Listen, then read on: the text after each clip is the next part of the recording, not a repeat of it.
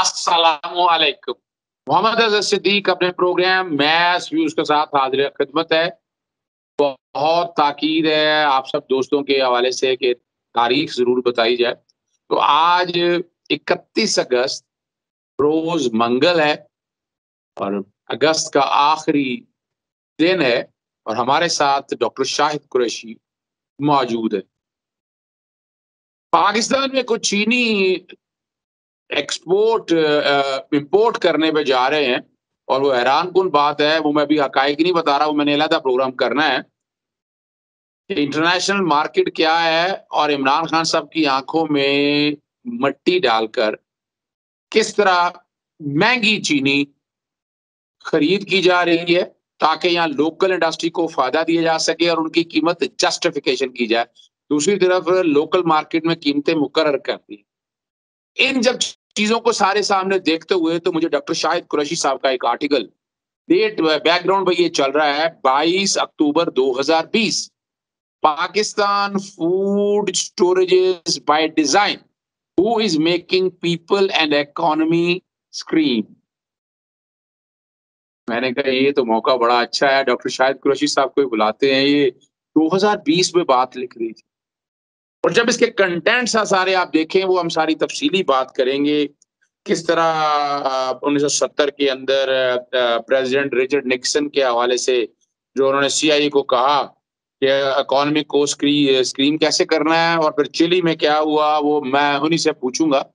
ये अगर आप जूइश प्रोटोकॉल्स 26 पढ़ ले तो वो भी आपको कुछ चीजें इसी चीजों की तरफ लेकर जाते हैं। डॉक्टर शाहिद कुरैशी साहब, ये कमाल है, आप मुल्क से बाहर बैठे हैं और पाकिस्तान के इतने सीरियस इशू, ये स्ट्रेटेजिक इश्यूज हैं जो पाकिस्तान के, पहले ऑयल रिजर्व्स के हवाले से भी आपने बात की है, उस पे अलहदा प्रोग्राम करेंगे। ये जब आपने लिखा, आपके पास इतना डाटा कहाँ से आ गया, या आपने ये सर्च कहाँ से कर लिया, और आपने बिल्कुल जो बातें की हैं मैंने पढ़ी और मैं आपके इस आर्टिकल से 100% मुत्तफिक हूँ। जी बिस्मिल्लाहिर्रहमानिर्रहीम। आपके तमाम देखने वालों को अस्सलाम वालेकुम। ये जो मैंने आर्टिकल लिखा था, Pakistan food shortages by design, who is making Pakistan economy scream. जैसे आपको बताया अभी 22 अक्टूबर 2020, यानी तकरीबन अभी एक साल नहीं हुआ इस आर्टिकल को लिखे हुए। तो इसकी जो रीज़न थी वो ये थी कि इमरान खान की जो गवर्नमेंट है, या जनरल बाजवा और इमरान खान और ये और जो मुहिब वतन सियासतदान है, इंटेलेक्चुअल्स हैं, आपकी तरह के जो लोग हैं, उनका जो एक अलायंस पाकिस्तान में उभर रहा है, उसको नाकाम करने के लिए कौन कौन से लोग और कौन कौन से मोहरे जो है ना वो काम कर रहे हैं। तो जब मैंने थोड़ी सी रिसर्च की तो मुझे अंदाजा हुआ कि और जैसे आपको पता है, यहाँ पे अभी रिसेंटली वेनेजुएला के अंदर भी, वेनेजुएला बहुत अमीर मुल्क है, वहाँ पे तेल निकलता है, उसका तेल। लेकिन प्रॉब्लम यह है कि वेनेजुएला जो है, प्रॉब्लम तो नहीं है, लेकिन मामला यह है कि वेनेजुएला एक सोशलिस्ट मुल्क है। उन्होंने 1.5 मिलियन से ज्यादा घर बना के लोग, और इस सोशलिस्ट एक्टिविटी की वजह से बरतानिया जैसे मुल्क ने, उनका कोई 1.5 बिलियन का गोल्ड था जो वेनेजुएला ने बरतानिया के बैंक ऑफ इंग्लैंड में रखा था, उन्होंने उसको रिलीज करने से इनकार कर दिया। लेकिन बहरहाल मडूरो की जो गवर्नमेंट है वो आ गई वेनेजुएला में, और चाइना ने और रशिया ने अपनी सपोर्ट का ऐलान किया। तो और वहां पे भी यही मामला हुआ कि एकदम फूड शॉर्टेजेस हो गई और एकदम लोग सड़कों पे आ गए और सारा। अब उसके साथ जो दूसरा मुल्क साथ है वो है कोलंबिया। कोलंबिया ड्रग ट्रैफिकिंग और ड्रग कार्टेल्स की वजह से मशहूर है, लेकिन चूंकि वो अमेरिका का दोस्त बना हुआ आजकल, और वो बॉर्डर बड़ा पोरस है, और वो सारे लोग वहां से जाके उसको, वेनेजुएला को डिस्टेबलाइज करने की कोशिश करते हैं। लेकिन जो कोलंबिया की जो करप्शन है, ड्रग कार्टेल्स है, वो अमेरिका को उसके साथ कोई प्रॉब्लम नहीं है, क्योंकि वो उनके कैंप में है। जैसे एक दफा वो एक फ्रैंकलिन डी रोजवेल्ट ने कहा था कि समोसा के बारे में, एक लीडर था समोसा के, समोसा में be a son of a bitch but he is our son of a bitch. तो यही मामला जो है ना, तो, तो ये यही मामला हुआ। अब मैं एक आर्टिकल इस बारे में लिख चुका हूँ, शकील अफरीदी के बारे में, वो मैं आपको भेजूंगा। कि इसमें कहा था कि उस पर भी हमने प्रोग्राम करना बड़ा ज़रूरी है, वो शकील अफरीदी वाले इश्यू पे। जी, जी।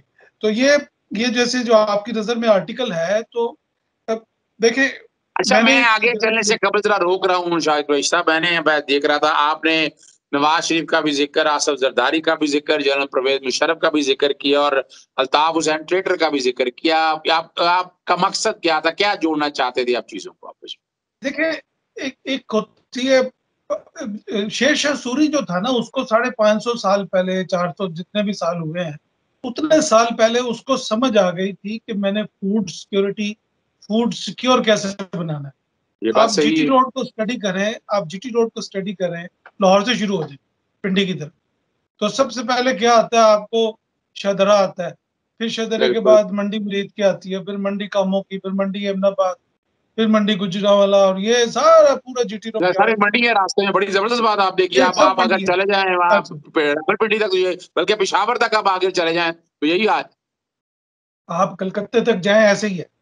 हाँ, अच्छा, ये कलकत्ता की जाएँगे बस। वो मंडियाँ जो है वो बनाने का मकसद ये था कि तमाम किसानों को लोकल ट्रेड करने की फैसिलिटी थी, कि वो अपना माल बेचने के लिए उनको लाहौर के बड़ी मंडी ना जाना पड़े, या पिंडी या पेशावर ना जाना पड़े। ऑन द स्पॉट के लिए भी गवर्नमेंट मौजूद थी, वो वहाँ बेचते थे। शेर शाह सूरी के ज़माने में मंडी में आने वाली तमाम अशिया का रिकॉर्ड रखा जाता था, और उसमें से मंडी में से जो चीज़ें निकलती थी, उसका भी रिकॉर्ड रखा जाता। तो इस वक़्त जितनी वो है पाकिस्तान के अंदर जितनी प्रॉब्लम क्रिएट हो रही है फूड सिक्योरिटी के हवाले से, उसमें फूड शॉर्टेज मामला नहीं है। ये नहीं, हाँ, पाकिस्तान एक एग्रीकल्चर मुल्क। पाकिस्तान के पास अगर यानी बरतानिया और ये लोग आलू उगा के इन्होंने सरवाइव कर लिया था। आपके पास सबसे बड़ा मसला ये है कि बेईमान और करप्ट लोग हैं, और उनके लिए शेर शाह सूरी ने सख्त तरीन सजाएं रखी हुई थी कि अगर कोई बंदा फूड के मामले में करप्शन करता है, कम तोलता है, फूड की वो ये बात सही। होर्डिंग करता है, तो उसके लिए उसको कोड़े मारते थे, सख्त सजाएं देते थे उसको। अब आप अपनी तरफ इसको जरा तवज्जो करें कि इमरान खान गवर्नमेंट को फेल करने के लिए इन्होंने पहले चीनी का क्राइसिस क्रिएट किया, बिल्कुल। फिर इन्होंने आटे का गंदम का क्राइसिस। क्राइसिस भी क्रिएट किया, गंदम का भी हुआ। मैं बाकायदा कोर्टों में लेकर गया, मैंने जुडिशल कमीशन बनाने की, और उन्होंने बाकायदा जुडिशल कमीशन बना भी दिए। देखें सर, मामला ये है कि हमारी जो पाकिस्तान की जो ब्यूरोक्रेसी है, मैंने आपके पिछले प्रोग्राम में ये जिक्र किया था कि अगर असिस्टेंट कमिश्नर, पटवारी, तहसीलदार ठीक हो जाए, तो आपके 50% से ज़्यादा जो कत्ल और सिविल केसेस हैं, वो अदालतों में से खुद ब खुद डिसअपीयर हो जाए, अगर वो अपना काम ईमानदारी से करें। लोगों की जो लड़ाइयाँ झगड़े होते हैं, वो उसके पीछे पटवारी और तहसीलदार और ये सब लोग होते हैं। ठीक है जी। मैं चूँकि इसको डील करता हूँ, ज़मीनों के मामले को भी मैं जो हमारी जो फैमिली है वो भी इसको डील करती है, और मैं अपने हमारे जो नाना थे, हमारे जो मामू थे, वो पाकिस्तान लाहौर हाई कोर्ट आया करते थे जी, तरीक से आए हैं जी। वो हमें उनको मैंने कहा जी मामला आप एक, और बाद में मैंने अब मेरा जो नुक्ता नज़र है कि इस मामले को तो आप 2-4 बंदे का महल्ले में बैठ के मुकता सकते थे, लेकिन आप सेशन कोर्ट तो फलां कोर्ट तो हाई कोर्ट, वो बेचारे जो है ना, उनके सालों गुजर गए तारीखें भुगतते हुए, और छोटे-छोटे मामलात थे, वो बहुत बड़े मामलात नहीं थे। तो मैं गुज़ारिश करता हूँ कि जो सिविल ब्यूरोक्रेसी है, अगर उसको कोई कोई अगर उसको कोई ठीक कर सके, यानी पटवारी, तहसीलदार, ये लोग अगर ठीक हो जाएँ, तो मैं शर्तिया कह सकता हूँ कि आपके पास जजों के पास भी बहुत टाइम होगा, और ये बात पुलिस सही के है। पास भी बहुत ज़्यादा टाइम होगा लॉ एंड ऑर्डर मेंटेन करने के लिए, गरीबों को देखने के लिए। अब मुझे ये बताएँ कि इस काम के लिए क्या एफआईए, इंटेलिजेंस ब्यूरो, आईएसआई, ये उनका काम है कि वो मंडियों नहीं, में से जाके खेत ये ढूँढ के बताएँ इनको कि जी ये गंदम किधर छुपाई हुई है, या चीनी किधर छुपाई हुई है, या ये फसलें किधर लुका रहे हैं। देखें, मामला ये है कि ये काम डिस्ट्रिक्ट एडमिनिस्ट्रेशन का है। डिस्ट्रिक्ट एडमिनिस्ट्रेशन के अंदर इन्होंने पिछले 22 साल के अंदर पाकिस्तान की ब्यूरोक्रेसी ने जो किया है कि जब भी कोई मामला आता था, ये हर चीज़ को मदरसे की तरफ भाग-भाग के जाती कि हाँ, जी ये हम बात सही है। मदरसे में जी ये बात सही जियो है। फेंसिंग ये कर रहे बात हैं जी, सही। हम ये कर रहे हैं जी। भाई जो पाकिस्तान का फाटा जो है वो पाकिस्तान का 1.5% एरिया है। अब तो नहीं है फाटा, लेकिन जब था तो वो 1.5% था। जो जो 98.5% एरिया है पाकिस्तान का, वहां तो जमहूरियत भी थी, पुलिस भी थी, फौज भी थी, हर चीज थी। बिल्कुल बिल्कुल उस बिल्कुल एरिया बिल्कुल। में इन्होंने क्या किया? तो नवाज इमरान खान, ये जितनी ये ताजर बरादरान है, ये जितने ताजरान, अंजुमन ताजरान के जितने लोग बैठे हैं, इन सब की जेबें निकाल निकाल के चेक करेंगे, आपको कोई बरतानवी निकलेगा, कोई अच्छा, कनेडियन निकलेगा, मैं कोई। डॉक्टर साहब जरा यहाँ जो कि आप बड़ा बारीक बातों की तरफ जा रहे हैं और बड़ा जरूरी है। हमारे यहाँ वैसे मैं देखे, मैंने अभी खोली हुई है वेबसाइट, हमारे यहाँ ministry of national food security and research है। आप हैरान रहेंगे, मैं जो कि गंदम और चीनी के हवाले से सारे मामला मैं देख रहा हूँ, कीमतें मुकर्रर करने के हवाले से judicial commission, high court, supreme court, ये सारे मामला हर जगह मैं लेकर चल रहा हूँ।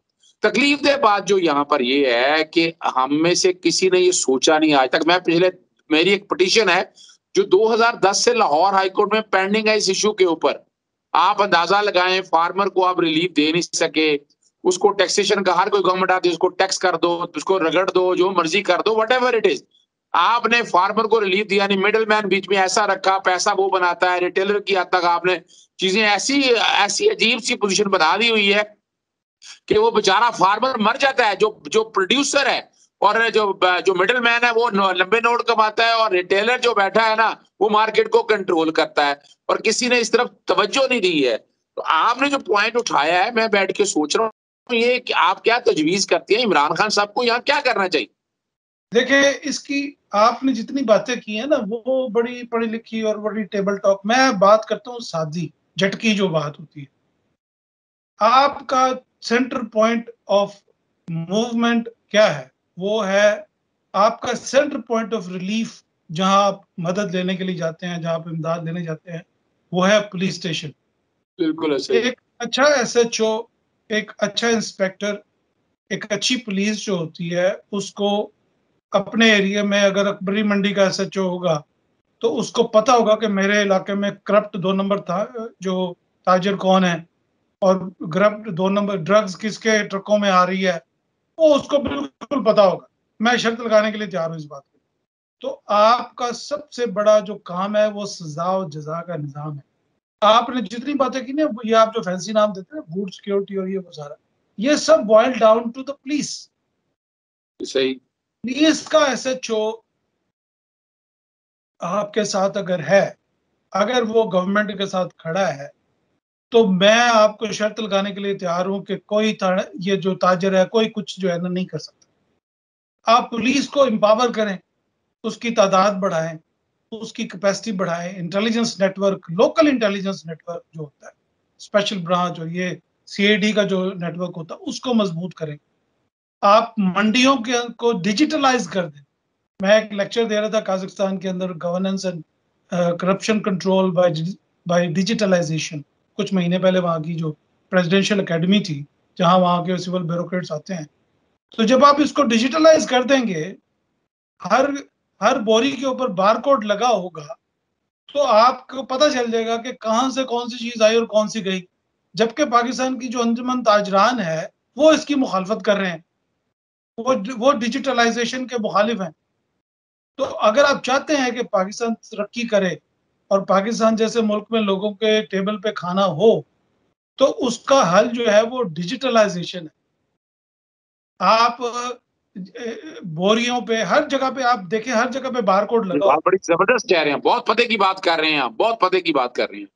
तो मैं आपको 2008 में मैं एक डेलीगेशन के साथ पाकिस्तान आया, तो वहां पे हमारी मुलाकात जनरल खालिद मकबूल साहब से करवाई गई, जो कि गवर्नर थे उस वक्त। तो खालिद मकबूल साहब के साथ जो दो अशखास बैठे हुए थे, उनमें से एक मुबशर लुकमान साहब थे और एक नजम सेठी साहब। तो बड़ा दिलचस्प वाकया है। तो गवर्नर साहब ने बात की कि भाई अगर कोई सवाल हो आप करना चाहें, तो मैंने गवर्नर साहब से कहा कि आप जो लैंड रिफॉर्म्स हैं, आप उसको डिजिटलाइज कर, तो तमाम मामले खत्म हो जाएंगे। तो मुर्शिद साहब ने कहा कि जी बहुत सारी डिस्प्यूट्स हैं, ये वो सारे।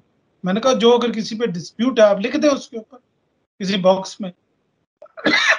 यानी बरतानिया की जो लैंड रजिस्ट्री है, यहाँ पे जिस मकान पे मैं रहता हूँ अभी तो डिजिटलाइज ट्रांसफर हो गई है, तो हर ये बात मकान के सही है। ऊपर एक, जिसको हम कहते हैं, जो हमने कॉन्ट्रैक्ट लॉ, लैंड लॉ में जो चीज पढ़ी वो है, उसको कहते हैं इज एनी रिस्ट्रिक्टिव कवर्नेंट, कि अगर इस घर के ऊपर कोई रिस्ट्रिक्टिव कवर्नेंट तो नहीं है, कोई नीचे से ड्रेन तो नहीं गुजर रहा है इस घर के हाँ, नीचे से, कोई बिल्कुल ऐसा ही। कोई कोई कोई माइंस तो नहीं गुजर रही है इसके नीचे से। तो वो जो सर्चेज होती हैं वो सर्च करता है लॉयर, सोलिसिटर। तो आप अगर किसी जमीन पे, किसी जगह पे अगर कोई झगड़ा है, तो आप लिख दें उस पर कि case is pending in the court. जब वो केस खत्म हो आप उसको हटा दें वहां से। ये चीज डिजिटलाइजेशन को तो नहीं रोकता।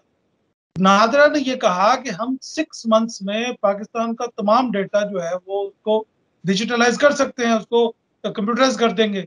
लेकिन नवाज शरीफ और शहबाज शरीफ गवर्नमेंट ने, मैं 2008 की बात कर रहा हूँ आपसे, मई 2008, उस वक्त से लेके आज 2021 हो गया, इन्होंने पाकिस्तान की जमीनों को, लैंड्स को डिजिटलाइज होने ही नहीं दिया। मैं बड़ी जबरदस्त बात, मैं चूंकि ये मामला देख रहा हूँ, पंजाब लैंड रिकॉर्ड अथॉरिटी बनी है, ब्यूरोक्रेट बिठा दिया है, फ्रॉड आज भी चल रहा है, पैसा बन रहा है।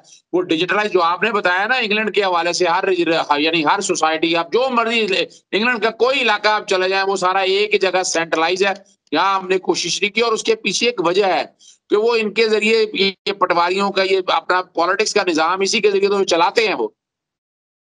देखें, वो बात सही है। और ये जो फूड सिक्योरिटी से मुतल्लिक मामला है, अगर आप इलाके के एसएचओ को क्राइम कंट्रोल, क्योंकि फूड्स, आप ये जखीरा अंदोजी जो है ना वो जुर्म है, इट्स ए ये बात क्रिमिनल सही। ऑफेंस।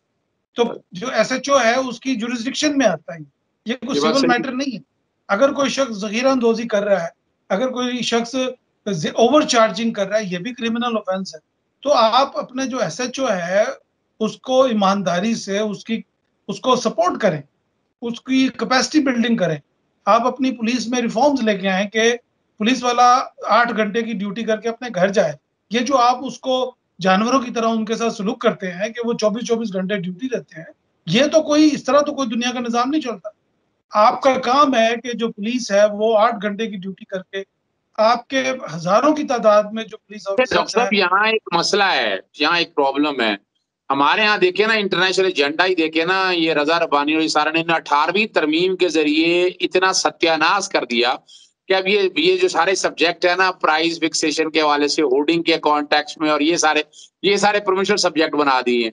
और 18वीं तरमीम ने यही सत्यानाश किया, चीजों को सेंट्रलाइज रहने नहीं दिया। और इसके लिए इमरान खान जो मर्जी शोर डालता रहे, लेकिन ये पीछे जो आप बात बता रही हैं इंटरनेशनल एजेंडे को सामने रखते हुए, तो यहाँ यहाँ कोशिश ये काबिज की। मैं छोटी सी मिसाल देता हूँ, प्रोग्राम हमारा लंबा हो रहा है, लेकिन भैया देनी बड़ी जरूरी है। अद्वियात की रेगुलराइजेशन के हवाले से भी जब ये मामला नीचे आया तो मुसीबत पड़ी। फिर drug regulatory authority of Pakistan, वफाक और सूबों ने इख्तियार वफाक को दिया, तब बना। अभी एजुकेशन का हाल देख लें कि हमने वफाक और सूबे में बांट दिया, सत्यानाश हो गया। इस पे हमने प्रोग्राम, जो इस कॉन्टेक्स्ट में हमने प्रोग्राम, जो कि मैं ये आर्टिकल में एक बात बड़ी जबरदस्त भूल जानी है मेरे से। आपने पिनोशे के हवाले से और बाकी जो देखे ना, आपने जो इंटरनेशनल एजेंडा है, हमको ये भी बताना है, आपने बड़ा स्पेसिफिकली जिक्र किया, वो क्या कहना चाहते थे आप इसमें? देखिए, वो मामला ये था कि उन्होंने किसी गवर्नमेंट को टॉपल करने के लिए उन्होंने स्टेप्स के अंदर जो है वो चीज़ों को लेके चलते हैं, अपने जो एसेट्स हैं, अपनी जो एक्टिविटीज़ है, उसको बारी बारी वो लेके आते हैं। तो सबसे पहले उन्होंने फूड सिक्योरिटी का मामला क्रिएट किया, फूड शॉर्टेजेस क्रिएट की, लोगों को के अंदर हुकूमत के खिलाफ नफरत पैदा की। और उसको पैदा करने में जो टूल इस्तेमाल हुए, वो टूल तो आपके लोकल ही लोग थे ना, आपके लोकल ताजिर थे, आपके लोकल पुलिस के लोग थे, ब्यूरोक्रेसी के लोग थे, वो बाहर से तो लोग नहीं आए। तो जब तक मामला ये है कि आपकी जो प्रीमियर एजेंसीज हैं, उनको उन्होंने इस पासे गोली दे के लगाया हुआ है कि ये टीटीपी और ये ये अलकायदा ये बड़े पाकिस्तान में भी दुश्मन ऐसा है? आपने ये बात कह रही हैं, पाकिस्तान में भी है। हमारी ब्यूरोक्रेसी में deputy commissioner, assistant commissioner, SHO, अब तो एसएचओ तक का सारी इन्वॉल्वमेंट आ गई है कि उनकी इन्वॉल्वमेंट इस हद तक है। मैं कई मामला में जानता हूँ इस बात को। हैं। लेकिन जब अब आपके सामने जब एक चीज क्लियर कट आ जाए कि वो लोग, उनकी जो लॉयल्टीज हैं वो किधर हैं, तो फिर ऐसी सिचुएशन के अंदर जो है वो तमाम जो नेटवर्क है उसको डिजिटलाइजेशन एक असूल है। लेकिन फौज के जो रिटायर्ड लोग हैं, जो पूरे पाकिस्तान में फैले हुए हैं, एक्स पाकिस्तान सोसाइटी जो है, आपके इसी तरह बहुत सारे और भी जनरल्स और ये तमाम लोग, पुलिस के लोग भी जो रिटायर्ड अच्छी शोहरत वाले जो लोग हैं, उनको चाहिए कि वो इसमें अपना एक एज ए प्रेशर ग्रुप वो करें।